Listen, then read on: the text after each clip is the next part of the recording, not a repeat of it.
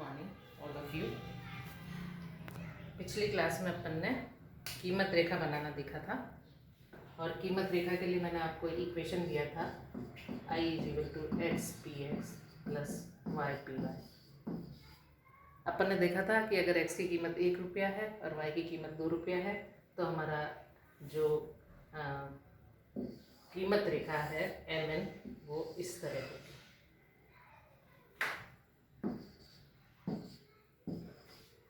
यहाँ पर y वस्तु, y कमोडिटी और x वस्तु। लेकिन मैंने आपको कहा था कि अगर i में परिवर्तन होता है तो क्या होगा, अगर px में परिवर्तन होता है तो क्या होगा, py में परिवर्तन हो तो क्या होगा, शेप ऑफ प्राइस लाइन। इन तीनों स्थितियों में प्राइस लाइन का शेप डिफरेंट होगा। तो अब हम अपने अगले एग्जाम्पल में, जो मैंने आपको कल दिया था, आई वही 10 रुपया, पी एक्स आपका 2 रुपया कर दिया मैंने और पी वाई भी 2 रुपया है। तो ऐसी स्थिति में अगर वो केवल एक्स वस्तु खरीदता है तो 5x खरीदेगा और अगर केवल y वस्तु खरीदता है तो 5y खरीदेगा। ऐसी स्थिति में हमारा जो हमारी जो कीमत रेखा है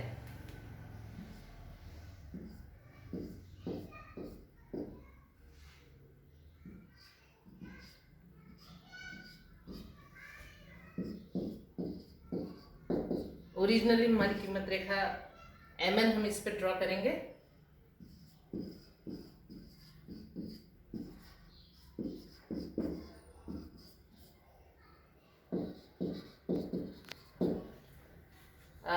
जब पहले हमने x की कीमत 1 रुपया और y की कीमत 2 रुपये रखी थी तो हमारी कीमत रेखा ये थी। अब हम ये कह रहे हैं कि x की कीमत 2 रुपये और y की कीमत भी 2 रुपये है, तो ऐसी स्थिति में वो 5x खरीदेगा और y भी 5 खरीदेगा। तो हमारी कीमत रेखा ये हो जाएगी। प्राइस लाइन जो हमारी mn थी वो mn1 हो जाएगी। यानी अगर x की कीमत बढ़ जाती है तो हमारी प्राइस लाइन डाउन, पीछे की तरफ बैकवर्ड शिफ्टिंग हो जाएगी और जो mn प्राइस लाइन थी वो mn1 हो जाएगी। क्यों बैकवर्ड शिफ्टिंग हो जाएगी? क्योंकि अगर x की कीमत बढ़ती है तो वो x की कम वस्तुएं खरीदेगा और अगर x की कीमत x की कम वस्तुएं खरीदेगा, तो जब कम वस्तुएं खरीदेगा तो आपका प्राइस लाइन बैकवर्ड शिफ्टिंग हो जाएगा। इसी तरह अगर i 10 रुपये है, px मान लीजिए 1 रुपया है और अब मान हमने py की कीमत बढ़ाकर 2.5 कर दी, 2.5 रुपये कर दी, तो कितनी y खरीदेगा? 4। 2.5 की कीमत पर y कितनी खरीदेगा? 4 और x कितनी खरीदेगा? 10। तो हमारी ऐसी स्थिति में हमारा प्राइस लाइन, यहाँ पे तो आपकी प्राइस लाइन क्या हो गई? mn1। और इस एग्जाम्पल में हमारी प्राइस लाइन हो जाएगी, वो केवल 4y खरीदेगा तो आपकी प्राइस लाइन ये हो जाएगी। तो जिस वस्तु की सिंपल है, देखिए ये इंडिफरेंस कर्व एनालिसिस आप बहुत अच्छे से समझ लो, क्योंकि इंडिफरेंस कर्व एनालिसिस उपभोग में हम पढ़ते हैं, कंजम्पशन में हम इंडिफरेंस कर्व एनालिसिस पढ़ते हैं। मैंने आपको बताया था अपने माइक्रो इकोनॉमिक्स को अपन 5 भागों में बांटते हैं। पहला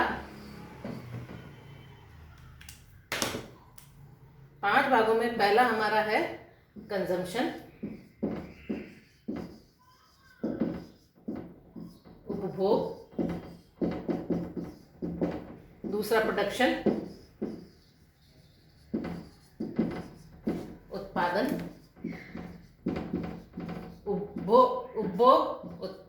उपभोक्ता कहलाएगा, उपभोग करने वाला उपभोक्ता कहलाता है, उत्पादन करने वाला उत्पादक कहलाता है।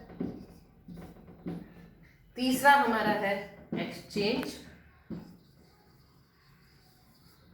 चौथा है, इसमें हम मार्केट पढ़ेंगे, डिफरेंट टाइप्स ऑफ मार्केट्स,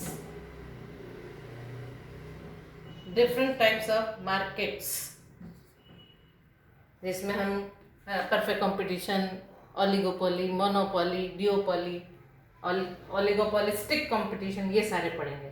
चौथा हमारा है डिस्ट्रीब्यूशन। इसमें हम जो सारे फैक्टर्स ऑफ प्रोडक्शन हैं उनको कैसे रेम्यूनरेशन हम देंगे, किन सिद्धांतों के आधार पर देंगे, वो पढ़ते हैं। और पांचवा है हमारा पब्लिक फिनांस,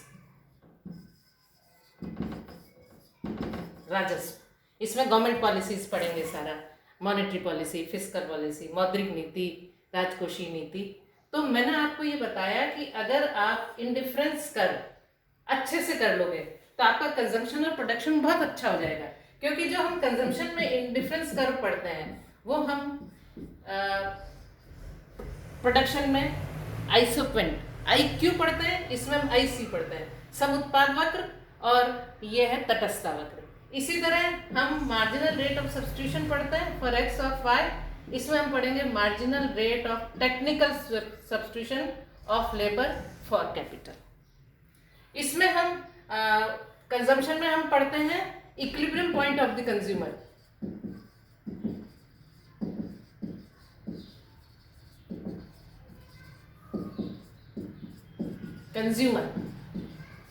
और प्रोडक्शन में हम पढ़ेंगे equilibrium point of the producer, यानी प्रोड्यूसर को किस बिंदु पर अधिकतम लाभ होगा। इसी तरह हम इसमें पढ़ते हैं कंजम्पशन में प्राइस लाइन। प्राइस लाइन की तरह ही हम प्रोडक्शन में पढ़ेंगे रिज लाइन। तो अगर आपने इंडिफरेंस कर्व अच्छे से कर लिया तो आपका प्रोडक्शन का काफ़ी हिस्सा क्लियर हो जाएगा। तो आप इसको अच्छे से समझने की कोशिश करो।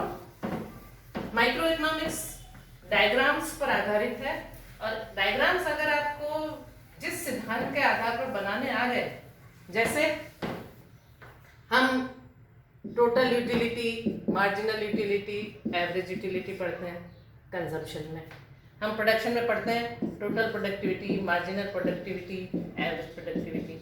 हम एक्सचेंज में पढ़ते हैं total cost, marginal cost, average cost, total cost, marginal cost, average cost, और total revenue, marginal revenue, average revenue. तो ये सारी चीज़ें एक दूसरे से लिंक है। एक डायग्राम अगर आपको समझ में आ गया तो आप सारे डायग्राम ड्रॉ कर सकते हैं। तो देखो, मोटी मोटी बात आपको ये समझ में आनी चाहिए, हमारा प्राइस लाइन हम आय, उपभोक्ता की इनकम, X वस्तु की कीमत और Y वस्तु की कीमत दी हुई होने पर बनाते हैं। इक्वेशंस मैंने आपको बता दिए। अब अगर ये चीज आपको और क्लियर होनी चाहिए कि अगर आपका प्राइस लाइन अपवर्ड शिफ्टिंग होता है, आपका M बिंदु वही है, प्राइस लाइन आपकी ओरिजिनली MN है, अब अगर MN 1 हो जाती है तो ऐसी स्थिति में हम कहेंगे X वस्तु, या यूं कह दीजिए price of X commodity decreases.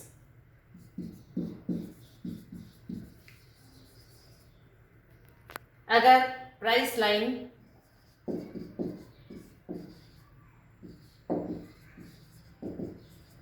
MN से MN1 हो जाती है तो इसका मतलब है X वस्तु सस्ती हो गई। अगर प्राइस लाइन MN2 हो जाती है, MN2 प्राइस लाइन की स्थिति में price of X commodity increases, decreases. MN1 की स्थिति में X की कीमत कम हुई है तो वो X वस्तु की ज्यादा मात्रा खरीदेगा। और अगर प्राइस लाइन हमारी MN की जगह N2 हो जाती है तो इसका मतलब है कि हमारी प्राइस लाइन जो MN थी वो शिफ्ट हो गई है डाउनवर्ड, बैकवर्ड शिफ्टिंग हो गई है, पीछे की तरफ खिसक गई है। ऐसी स्थिति में हम कहेंगे कि उपभोक्ता X की कम मात्रा खरीद रहा है। X की कम मात्रा कब खरीदेगा? जबकि X वस्तु महंगी हो जाएगी। ये तो हुआ X वस्तु की कीमत में परिवर्तन। X वस्तु प्राइस X की कम हुई तो शिफ्टिंग हुई mn1 से mn से mn1। अगर प्राइस x की बढ़ गई तो शिफ्ट हुई mn से mn2। ऐसी स्थिति में price of y constant, y वस्तु की कीमत स्थिर है, same i income of the consumer constant,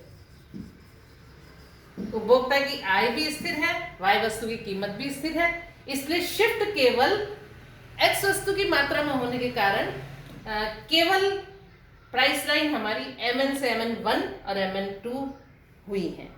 तो इस तरह से हम प्राइस लाइन ड्रॉ करते हैं।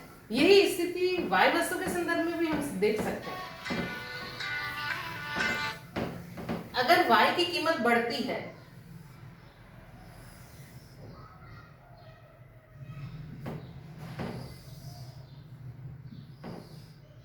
देखो